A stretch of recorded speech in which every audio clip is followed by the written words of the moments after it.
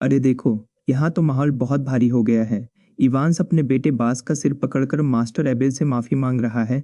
बास के चेहरे पर गुस्सा और शर्म साफ दिख रही है। अगली सुबह का नजारा देखो, बास अपने पिता के साथ एबेल के पास आया है। एबेल बेचारा सोच में डूबा है कि आखिर चल क्या रहा है। इवांस गिड़गिड़ाते हुए अपने बेवकूफ बेटे के लिए माफी मांग रहा है। बास का चेहरा तो देखो, वो अंदर ही अंदर जल भुन रहा है। उसे यकीन ही नहीं हो रहा कि उसे एक मामूली इंसान से माफी मांगनी पड़ रही है।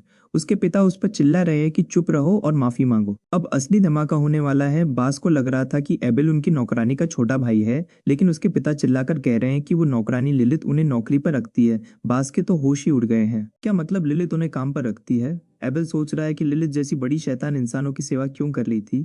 यहाँ तो पासा ही पलट गया है। सब कुछ उल्टा पुल्टा लग रहा है।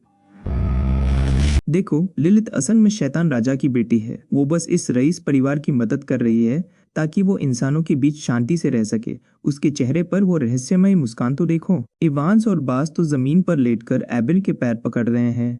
वो डर के मारे कांप रहे हैं कि कहीं एबेल उन्हें सजा न दे दे।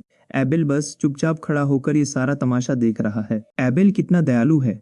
उसने बास से कह दिया कि अपना सिर ऊपर उठाओ। वो कह रहा है कि वो शुरू से नाराज था ही नहीं। इवांस की आंखों में तो एबेल के लिए इज्जत और बढ़ गई है। इवांस अपनी खुशी रोक नहीं पा रहा और एबेल का शुक्रिया अदा कर रहा है। बास अभी भी सदमे में है कि ये सब क्या हो रहा है। बेचारा छोटा भाई टेड भी खिड़की से सब देख रहा है।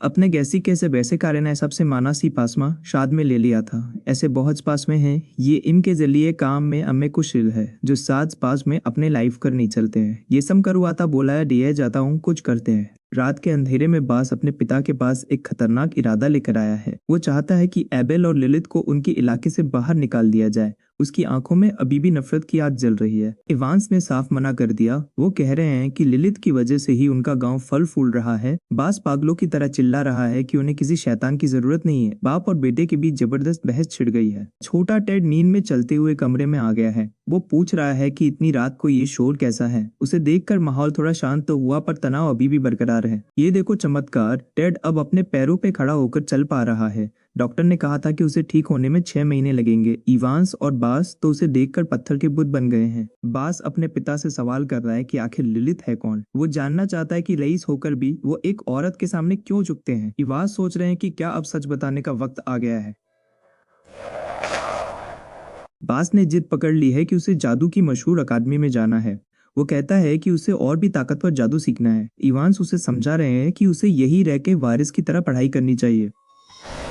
बास का गुस्सा तो 7वें आसमान पर पहुंच गया है। वो चिल्लाकर कह रहा है कि वो दुनिया का सबसे ताकतवर जादूगर बनेगा।